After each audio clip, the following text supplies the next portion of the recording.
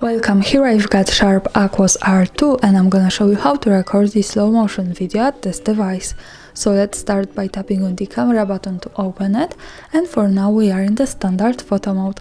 Let's change it to the slow motion by using this settings bar and just simply going to the right. So here we are, and now we can start recording this kind of video by using this big button at the center. We can also go to this button from the right and pick the speed of the slow motion from 120 to 240. So this is how to change this. Now let's stay on this one for example, and let me start recording to show you how it works.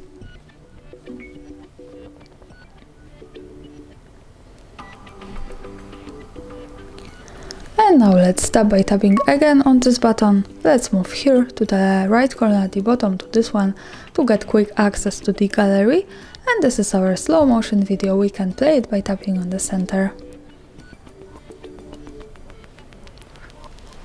And as you can see, this is how the slow motion video with speed 120 looks like at this device. Thanks for watching, subscribe our channel and leave the thumbs up.